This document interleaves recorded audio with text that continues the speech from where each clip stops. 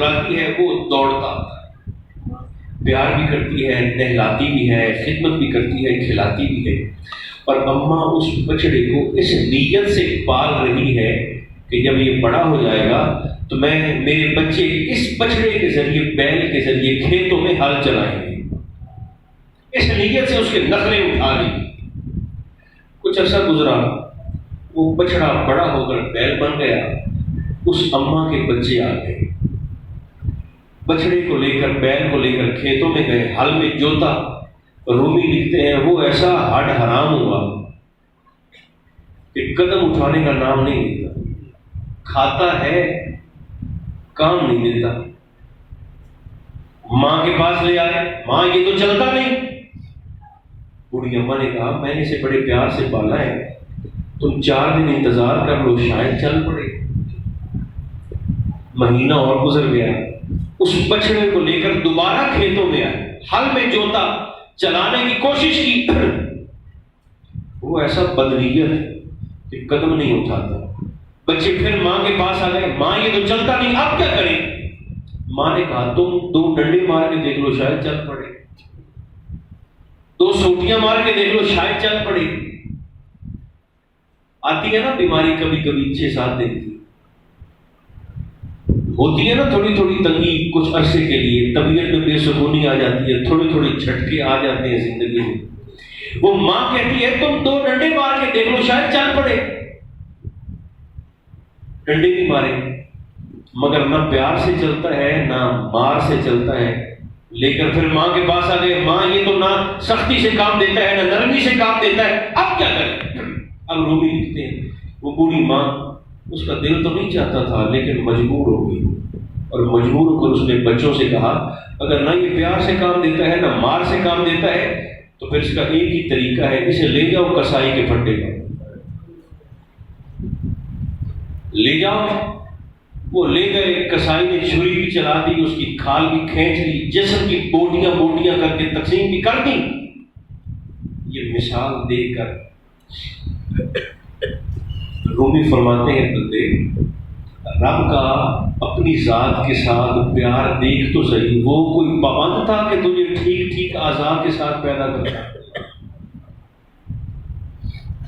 پابند تو نہیں تھا، چاہتا تو معذور کر دیتا، ذہنی طور پر مفلوج کر دیتا۔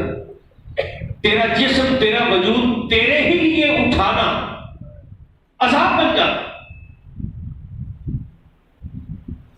اتنا پیار اس نے کیا تیرے ساتھ، فرمایا جیسے اس بوڑھی اماں کا دل نہیں نہ چاہتا تھا کہ میں پیار سے پالے ہوئے بچڑے کو کسائی کی چھری کے نیچے دوں، فرمایا رب بھی گوارا نہیں کرتا کہ میں اپنے بندے کو جہنم میں ڈالوں اور پھینکوں، لیکن مثالیں سمجھانے کے لیے ہوتی ہیں۔ فرمایا جیسے وہ بوڑھی اماں مجبور ہو گئی اور کوئی طریقہ ہی نہیں، نہ پیار سے چلتا ہے نہ مار سے چلتا ہے، فرمایا بالکل اسی طرح اگرچہ اس کی رحمت وسیع ہے، لیکن اگر بندہ نیت کر لے کہ میں نے مصلی پر آنا ہی نہیں، میری زبان سے سرکار پر درود و سلام نکلنا ہی نہیں، میرے وجود سے کسی کو فائدہ، نفع، خوشبو، ٹھنڈک پہنچنی ہی نہیں ہے، تو پھر رب کا قانون پکڑ کر سزا دینے سے پیچھے بھی نہیں ہٹتا۔ یہ بات یاد رکھنی چاہیے۔ آخری حدیث سے بات جو شروع کی تھی اسی کو ختم کرتے ہیں۔ اس کی کرم نوازی کتنی ہے، رب کا فضل کتنا ہے۔ سرکار تشریف فرمائے، میرے آقا مسجد نبوی شریف میں موجود ہیں، اور سرکار ابو ہریرہ فرماتے ہیں ایک بوڑھے بابا جی وہ نا لاٹھی ٹیکتے ٹیکتے سرکار کی بارگاہ میں آ رہے ہیں، حضور کی نگاہ جو پڑی، حضور نے اٹھ کر اس بابے کا استقبال کیا، سرکار مسجد سے اٹھ کے کھڑے اور بابا جی پاس آ کر حضور کے بیٹھ گئے، کہنے لگے حضور میں نے ابھی تک آپ کا کلمہ نہیں پڑھا، 100 سال کا ہونے والا ہوں، کلمہ آپ کا نہیں پڑھا، آپ سے نہ 3 باتیں کرنے آیا ہوں۔ سرکار نے فرمایا کیا؟ یہ بات سنے ذرا۔ حضور نے فرمایا کیا؟ وہ بابا کہنے لگا حضور پہلی گزارش تو یہ ہے، اب میری قبر دوہری ہو گئی، طاقت نہیں ہے کہ میں مصلی پہ کھڑا ہو کر اب لمبی لمبی نمازیں پڑھ سکوں، نمازیں نہیں پڑھیا جاتی ہیں۔ دوسرا حضور اب جسم میں اتنی اور پھر کما کے اس میں سے صدقہ خیرات کر کے نیکی حاصل کر سکوں۔ نہ نمازیں پڑھ سکتا ہوں، نہ حضور میں صدقہ خیرات کر کے نیکی کما سکتا ہوں۔ تیسری بات، حضور ہاتھوں میں اتنی طاقت بھی نہیں بچی کہ تلوار پکڑ کر جہاد کر سکوں، آپ کے دین کا پہرا دے سکوں۔ نیکی نہیں کما سکتا، نہ نمازیں، نہ صدقہ خیرات، نہ جہاد، نہ کوئی عمل، بالکل بیکار جسم لے کر، معطل اعضاء لے کر، کمزور جسم لے کر میں آپ کی بارگاہ میں آ بیٹھا ہوں۔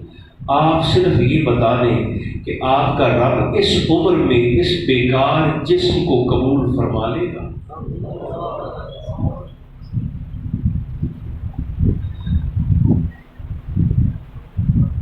صحابہ فرماتے ہیں سرکار اس بابے کی بات کو سن کے رو پڑی۔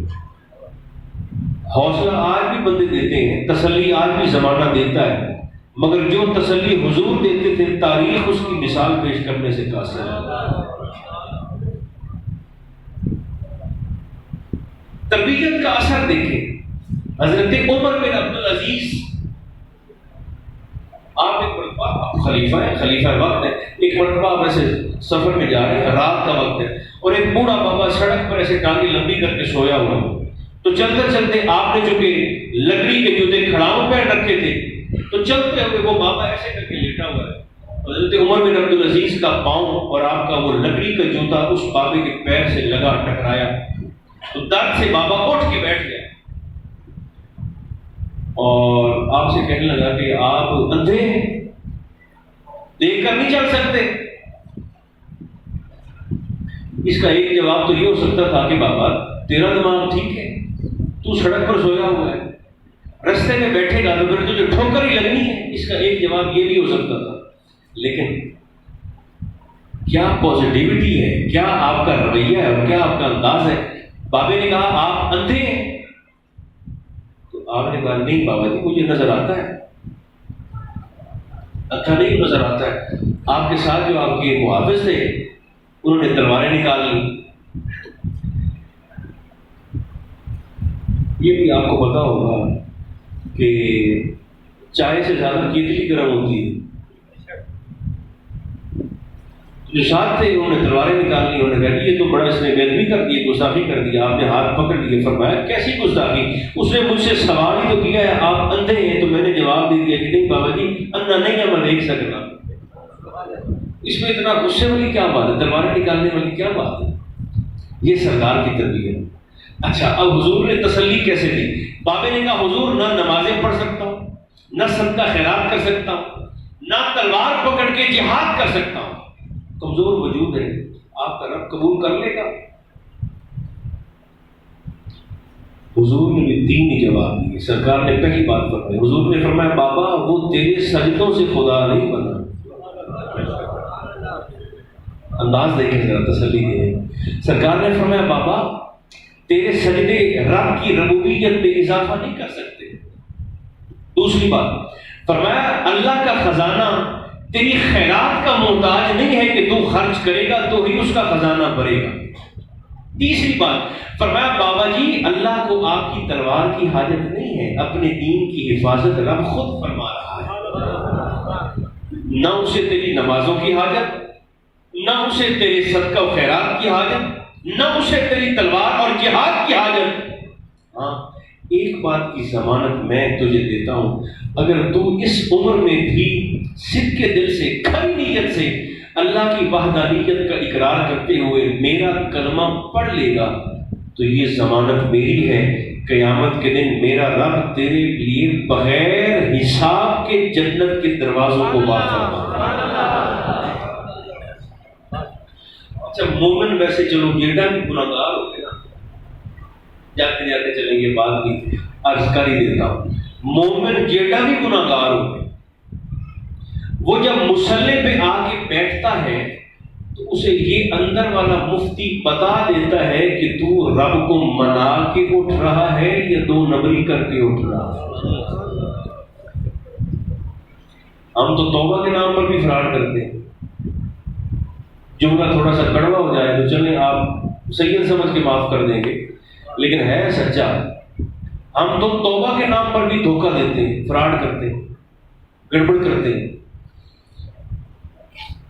حضرت فضیل بن عیاض، بس آخری جملے، حضرت فضیل بن عیاض فرماتے ہیں یہ توبہ کرنے سے پہلے ڈکیتیاں کرتے تھے، اور طریقہ بڑا عجیب تھا، ان کا پورا گینگ تھا حضرت فضیل بن عیاض کا۔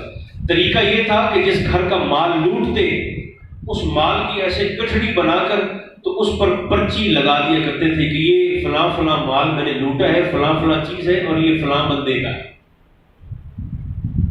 جب توبہ کی توفیق ملی تو آپ نے صرف پھر معافی نہیں مانگی، آپ نے تلافی بھی کی ہے۔ لوگوں کو لوٹ کر مصلے پہ آگے صرف توبہ توبہ نہیں کی، معافی نہیں مانگی، بلکہ جن کا نقصان کیا ہے ان کی تلافی بھی کی ہے۔ ایک یہودی کے گھر بھی آپ نے ڈکیتی کی تھی، اس کا مال لسٹ میں زیادہ تھا، کٹڑی میں تھوڑا تھا، تو آپ سیدھے سیدھے اس یہودی کے پاس چلے گئے اور کہنے لگے یار تجھے یاد ہے 6 مہینے پہلے تیری ڈکیتی ہوئی تھی؟ اس نے کہا جی یاد ہے، فرمایا میں نے کی تھی، میں نے کی۔ اس نے کہا اچھا؟ کہنے لگے یہ سامان کی لسٹ میرے پاس ہے، یہ آپ کا سامان ہے، اس میں جو تھوڑا سا کم ہے، خرچ ہو گیا، لگ گیا، ضائع ہو گیا، آپ چاہیں تو مجھے معاف کر دیں، یہ جو بھی آپ کا فیصلہ ہے مجھے قبول ہے۔ اس نے کہا کہ معافی کوئی نہیں، مجھے میرا سامان پورا چاہیے۔ آپ نے فرمایا اچھا پھر میرے پاس مال تو نہیں ہے۔ اس نے کہا میرا حساب تو پورا کریں۔ حضرت فضیل پھر 6 مہینے تک اس یہودی کے باغ میں مال برابر کرنے کے لیے مزدوری کرتے رہے،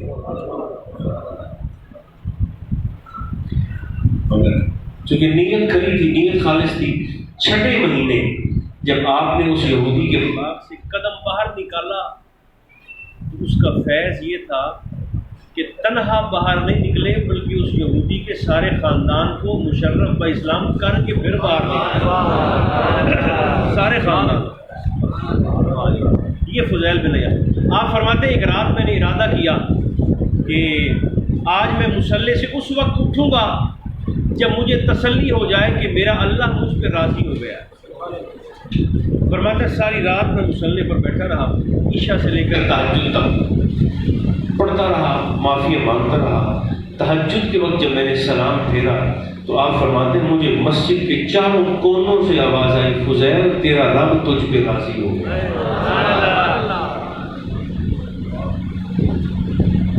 جتنی حیاتی آپ کی گزر گئی نا اتنی باقی کوئی نہیں۔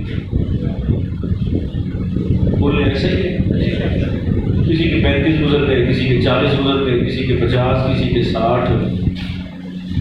جتنی گزر گئی اتنی باقی نہیں ہے، اور جتنی گزر گئی اگر اس کے گزرنے کا پتہ نہیں چلا تو باقی تو ہے ہی پانی کا بلبلہ۔ بس موت کے تصور کو ذہن میں رکھیں اور ہر بندہ کرتا ہے کہ میرا ہے، میرا ہے، میں ہوں، میں ہوں۔ ایک بندہ 2 گھوڑے لے کر میاں محمد بخش صاحب جن کے اشعار اکثر علماء نعت حضرات پڑھتے سنتے رہتے سناتے رہتے آپ کے پاس چلا گیا، حضور ذرا یہ میرے ساتھ میرے گھوڑے پر بیٹھے، آپ کو میں چل کے اپنی زمین دکھاتا ہوں۔ ایک گھوڑے پر آپ کو بٹھا دیا، ایک پہ خود بیٹھ گیا۔ جیسے زمین میں پہنچا، حضور یہ باغ بھی میرا ہے، یہ زمین بھی میری، یہ کھو بھی میرا، یہ رقبہ بھی میرا، یہ زمین بھی میری، یہ مربع بھی میرا، میں میرا کرتے کرتے کرتے کرتے جب زمین ختم ہو گئی تو حضور میاں صاحب نے ایک جملہ کہا اور اس کی ساری ہوا نکال دی۔ آپ نے فرمایا میرا بیٹا تو ظہر کے وقت سے میں میرا کر رہا ہے، یہ بھی میرا، یہ بھی میرا، یہ بھی میں، یہ بھی میرا۔ فرمایا صرف یہ بتا دو تجھ سے پہلے یہ کس کا تھا؟ بھائیوں مالک الملک تو وہ ہے، اس نے تو دکان، کسی کی دکان، اپنی دکان اس نے مجھے 4 دن کے لیے دی ہے کہ اس میں سے کما کے خود بھی کھا لو اور پچھلوں کو کھلا بھی دو۔ زمین کا مالک تو وہ ہے، قیامت کے دن اعلان ہوگا لمن الملک اليوم، آج کس کی بادشاہی ہے؟ اللہ فرمائے گا سب سے لمن الملک، آج کس کی بادشاہی ہے؟ پھر سارے معاشرے پہ سکتہ تاریخ کوئی نہیں بولے گا، پھر وہ خود ہی جواب دے گا للہ الواحد القہار۔ اچھا ہے انسان نیاز مند ہے تو اسے نیاز مند ہی رہنا چاہیے ادب کے ساتھ۔ خواجہ غلام فرید فرمایا کرتے تھے جو کہ سرائکی تھے، آپ فرمایا کرتے تھے ہر شے میں بندے مجھ سے پڑھ سکتے ہیں۔ یہ بالکل آپ نے جملہ ہے خواجہ غلام فرید رحمۃ اللہ تعالی، آپ فرمایا کرتے تھے بھائی ہر شاید بندے میرے کو بن سکتے ہیں لیکن ادب میں یہ فقیر کسی کو پڑھنے نہیں دے گا۔ یہ ادب ہو تو پھر مزہ آتا ہے۔ خدا کرے جو کلمات آپ نے فرمائے، جو میں نے ممبر شریف سے کہی، یہ سارے کے سارے اماں جی کے حق میں قبول ہو جائیں۔ ہم سب کا خاتمہ رب ذوالجلال ایمان پر فرمائے۔ صلی اللہ تعالی علی خیر خلقہ محمد و آلہ و اصحابہ اجمعین۔